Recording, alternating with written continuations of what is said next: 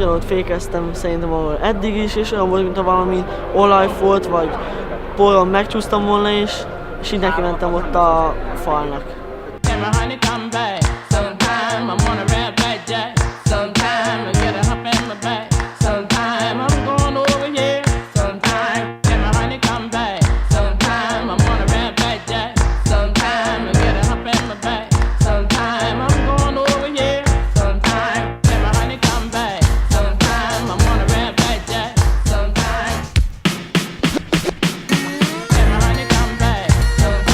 Csináltam egy buta hibát, nem vettem fel a tűzálló alsómat a verseny előtt, a nagy kapkodásban. Ugye ez a kizárás azt eredményezte, hogy 25 ponttal kevesebben most a nevem mellett, azért a bajnokságban is visszaestem, de innentől kezdve az a cél, hogy ezt pótoljuk a hétvégén és minél többet gyűjtsünk össze.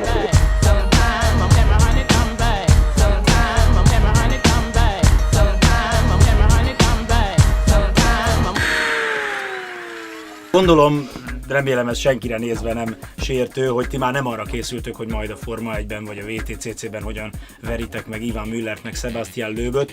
Miről szól nektek az autóversenyzés? Mindannyiunkat ugyanaz éltet, azért attól függetlenül, hogy élvezzük, hogy minél előbb szeretnénk végezni, és ezért én látom hármunkon is, mint gentleman kupás versenyzők, hogy azért nézegetjük és tanuljuk a telemetriából, hogy hol mi van. Amikor az ember ide kiérkezik, akkor itt átszellemül, tényleg autóversenyzőknek érezhetjük magunkat, és ez az, ami számomra nagyon fontos, és ettől érzem jól magam. Ez igazi békeszigetet, tudod. Arra kelsz, hogy hangos bemondó és pörögnek a motorok, este szól a zene, mindenki jókedvű.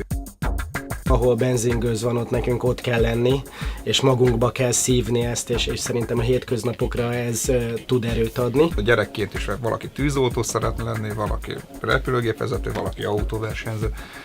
Ez egy álom, tudod, bekerülsz egy ilyen közegbe, egy ilyen csapatba, egy ilyen szuper verseny hétvégébe.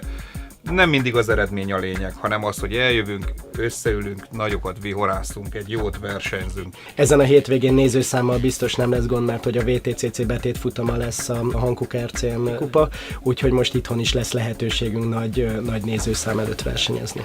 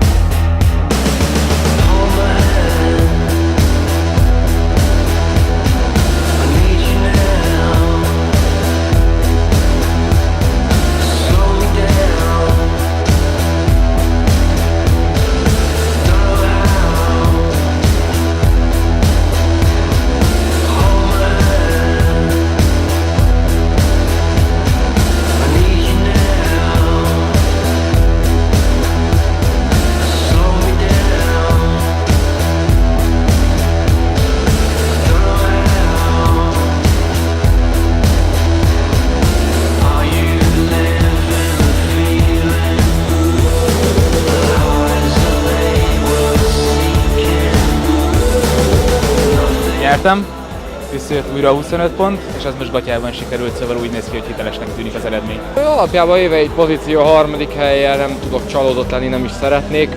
Gyakorlatilag az Ákossal egymásra akadtunk itt a rajt után, én voltam előrébb. Folyamatosan védekeznem kellett, picit gyorsabb volt nálam, ezt egy darabig ki tudtam védekezni, utána már nem. Az az igazság, hogy elmelegítettem a gumikat, és utána már esélyem nem volt, hogy védekezzek ellene. Nagyon tisztességes és fair csata volt kettőnk között, úgy érzem. A végén a Gabi gyorsabb is volt már az utolsó 4-5 körbe. Azt hiszem 6 kör volt hátra, amikor megelőzte a Danit, és elkezdett hozzám közeledni, próbáltam beosztani azt a minimális előnyömet. Az utolsó körrel is fogyott, de jól jöttem ki. Ha van még egy-két kör, akkor lehet, hogy bajban vagyok, de holnap megpróbálok ezen egy kicsit javítani, most már megvannak a részek, hogy hol kapok a többiektől. A Dani elmelegítette a gumiját, neki előre is kellett figyelnie, hátra is kellett figyelnie, aztán volt az egyik körben, az egyes kanyarban, hogy sikerült mellé mennem kívülről. Én csak a bálintra figyeltem, csak a bálintot próbáltam elkapni. Az utolsó 2 körre sikerült is, de megelőzni sajnos már nem tudtam. Egész hétvégén az a tendencia picit megfigyelhető volt, hogy a tempós kanyarokban mindig veszítettem, mindig jobban kellett erőltesen, hogy tudjam tartani őket. Aztán ez lett a vége, hogy több mint egy másodpercet lassultam körről körre a végén. Megismertük már a Gentleman Drivereket, most itt ülünk 3 junior versenyzővel, 2 a Rookie kupában, egy valaki pedig nem a Rookie kupában, de junior korban versenyez. Pusztai Bence, először téged kérdezlek, te azért egy elég érdekes módon kerültél ide, amennyire tudom, az utolsó pillanatban csöppentél a bajnokságba? Igen, nekem a verseny hétvége előtt összesen 4 nappal szóltak, hogy lenne egy lehetőségem. Én úgy jöttem el csütörtökön tesztelni, hogy ez a levegőben forgott egyáltalán, hogy én ha jól megyek, akkor még lehet, hogy lesz valami folytatása, de semmi biztos nem volt. És csütörtökön sikerült egy meggyőzőbb időt mennem, és akkor szóltak, hogy akkor hétvégén már rajthoz állhatok. A melletted ülő úriemberrel vagy a legnagyobb csatában, Forrai Gábor. Rólad mit kell tudni, te mikor kezdted el ezt az egész autóversenyzős történetet? Én is idén kezdtem nagy autókkal versenyezni, én automodellekkel foglalkozom, tehát nem áll távol tőlem a motorsport, de az egész kicsiben, amit én jól ismerek. Picit talán a Bencénél könnyebb dolgom van, mert ültem már a versenyautóba, több napot is teszteltünk. Nagyon izgalmasan alakul a bajnokság kettőnk közt, mert tényleg rengeteg rutinos pilóta van, tőlük tanulhatunk, segítenek is rengeteget. Tasi Attika ül mellettetek, aki ugyan mindkettőtöknél fiatalabb, ha jól tudom, viszont ő nem a Rookie kupában megy. Ati, te már túl vagy egy elég sikeres éven. Beszéljünk egy picit arról, hogy ilyen fiatalon milyen céljaid vannak, mert nyilván nem az RCM kupa, bármennyire is jó ez a bajnokság, a végcél számodra. Hova tovább? Először nemzetközi szintre, és utána valószínűleg ilyen világbajnokságba.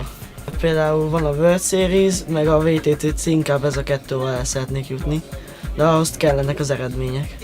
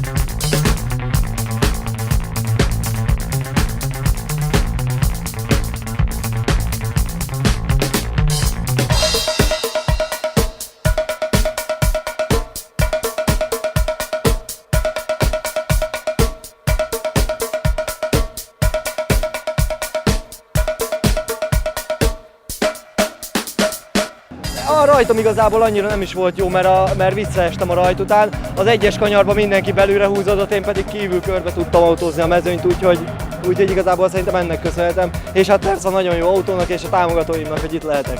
Kicsit nem úgy sült el ez a hétvége, ahogy szerettem volna.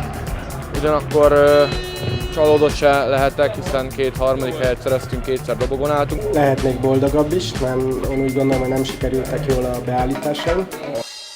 Gratulálnék a mellettem ülő 2 fiatalembernek, mert a Bálintot azt láttam, hogy nagyon jött, a Danival pedig tegnap óriásit csatáztunk, szóval egy nagyon jó hétvégét tudhatunk magunk mögött, vezetjük a bajnokságot, úgyhogy nem is kívánhatnék jobbat. 2 hétvége során most rajtoltam a legjobbat, viszont a Gabival ellentétben én is belülre indultam el, mivel már nem tudtam a nagy tömeg miatt átjönni a külső ívre, és ott már számítottam rá, hogy a féktávon baj lesz.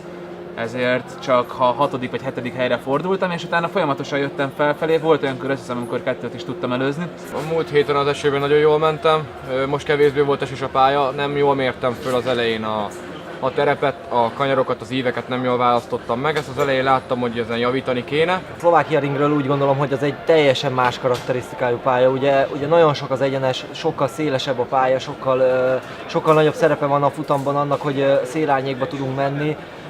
Sokkal nehezebb verseny lesz szerintem.